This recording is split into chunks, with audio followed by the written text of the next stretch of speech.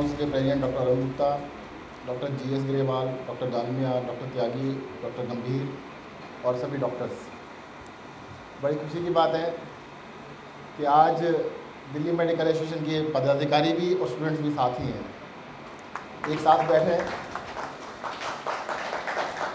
मुझे बताया गया कि मेरे आने से पहले एक क्वेश्चन चल रहा था, do you ask your friends to become a doctor. तो मैं पहले कहानी सुनाता हूँ आपको। 4 दोस्त थे, तो एक बार क्या हुआ, चारों ने अपने अपने काफ़ी सेविंग इकट्ठी की और एक बार ट्रिप पे चले गए, लॉन्ग ट्रिप पे गए। तो उनके पास कहते भी रात को जंगल के अंदर सोना था, तो छुपा के उन्होंने क्या किया, एक पेड़ की खोखर थी उसमें सारा सामान डाल दिया अपना। तो सुबह उठे तो कहते भी एक ने कहा निकाल ले इसमें से, एक ने हाथ डाला तो उसको बिच्छू ने काट लिया। तो दूसरे दोस्त से बोलता है यार मेरा मुंह ने तू निकाल ले। उसने हाथ डाला तो उसको बिच्छू ने काट लिया। तो नहीं मेरा मुंह ने तीसरे को तू निकाल ले। तीसरे ने हाथ डाला, उसको बिच्छू ने काट लिया। तो तीसरे ने किसको बोला, चौथे वाले, यार तू निकाल, मेरा भी मूड नहीं है। तो चौथे वाला कहता है जब बिच्छू काट रहा था तो बता के नहीं दिया पहले वाले ने या दूसरे वाले ने। कहते वाह, मज़े तो हम सारे इकट्ठे लें और बिच्छू एक को काटे। तो अब मुझे ऐसा लगता है कि ज़्यादातर अपने फ्रेंड्स को क्या सलाह देंगे, अगर पक्के दोस्त होंगे तो डॉक्टर बनो, तो साथ में मजे लिए हैं तो डॉक्टर भी बनो।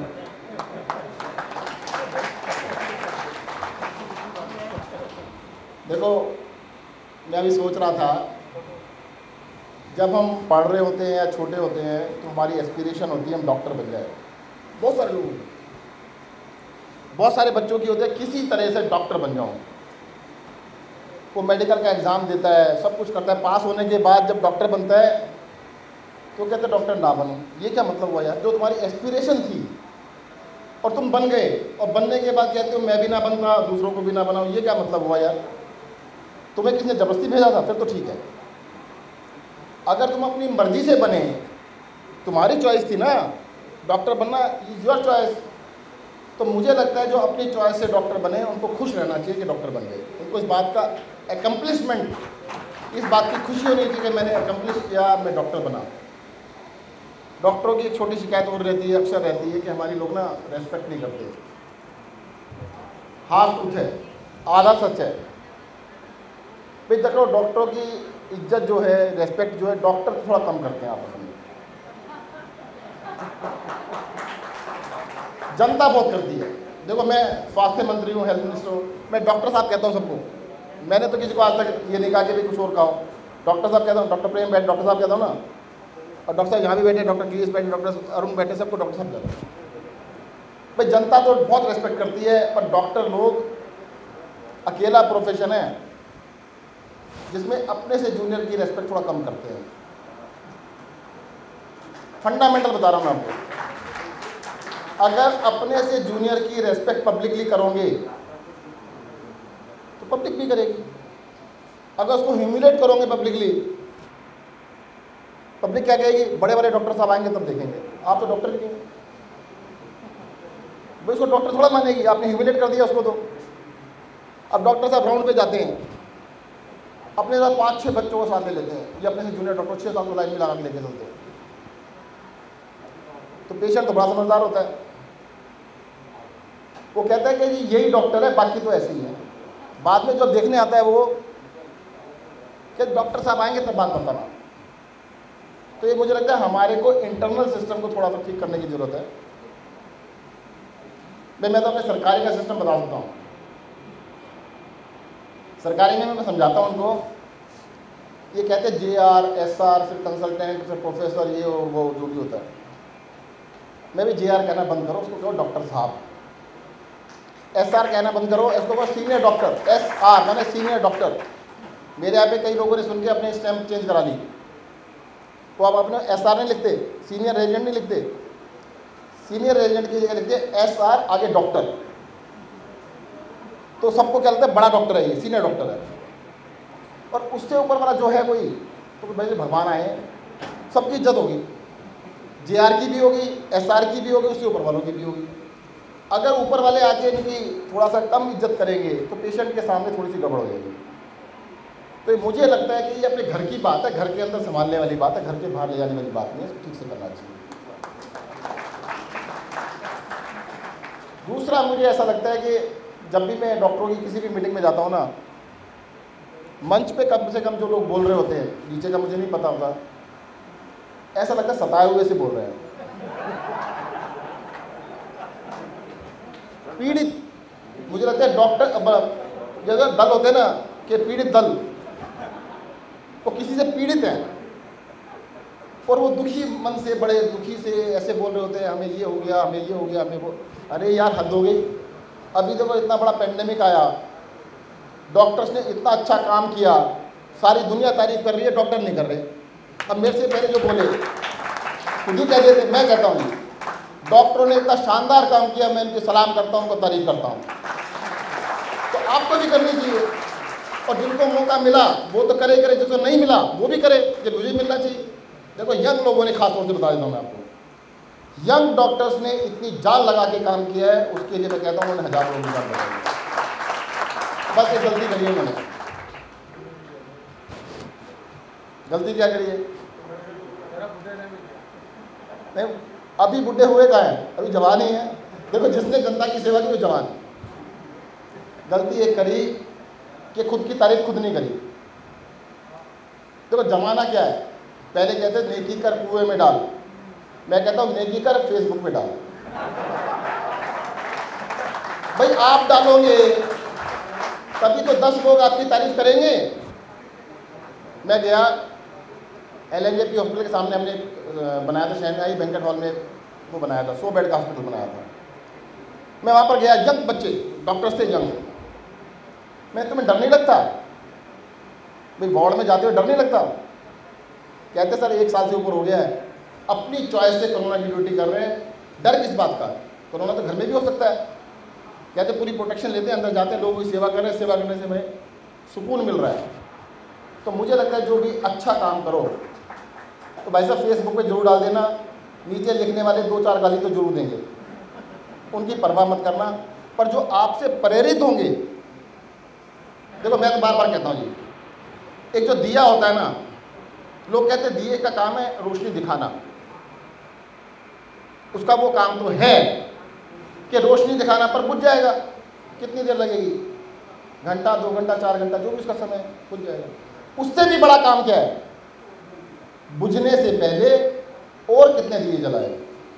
तो आपका सबसे प्राइमरी काम जो है वो ये है कि आप एक डॉक्टर बने, पहले तो अच्छे डॉक्टर बनो, खुद को जलाओ, अच्छे डॉक्टर बनो, और फिर कम से कम 4 डॉक्टर और बनाओ अपने दोस्तों को।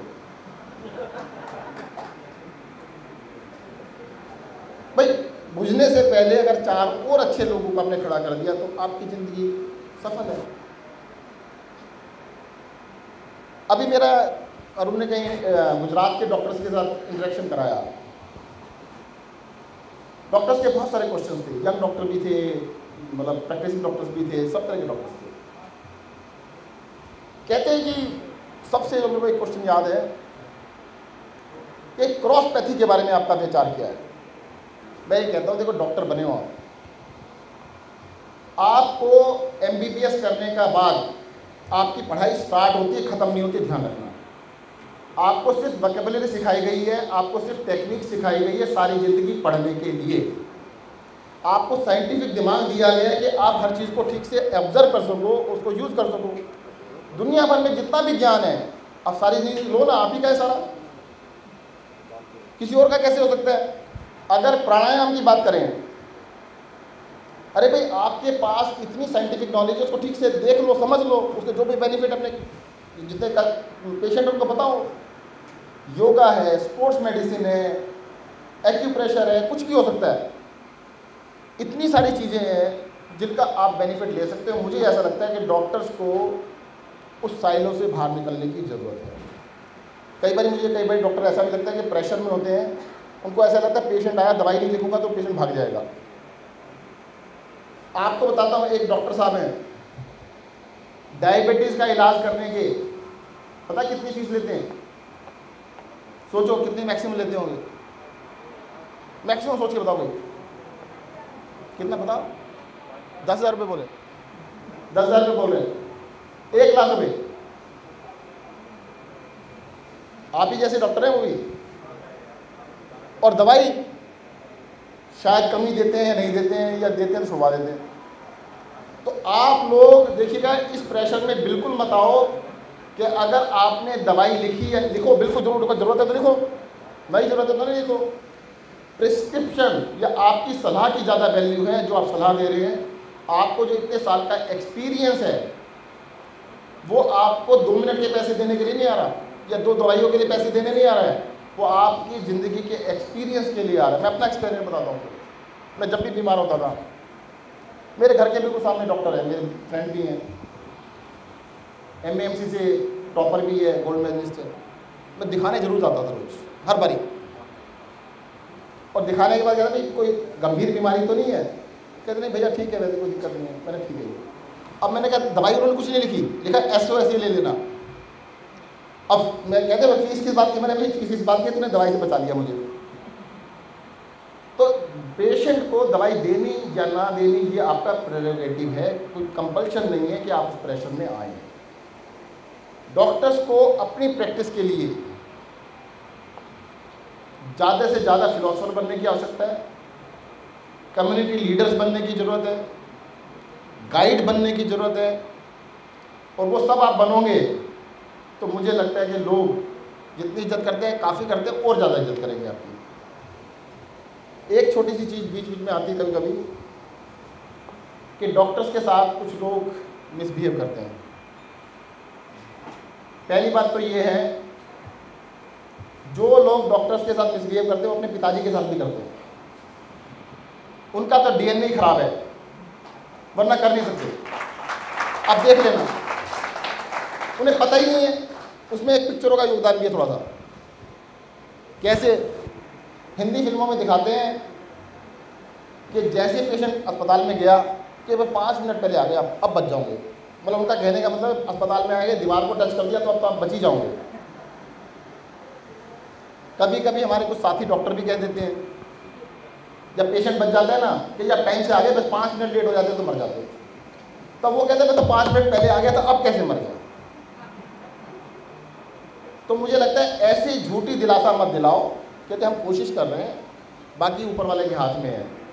और जो ऐसे नालायक लोग हैं जो मार पिटाई करते हैं, कुछ करते हैं, उनके खिलाफ सख्ती से निपटना चाहिए। सरकार उसके खिलाफ सख्त कदम भी उठा रही है।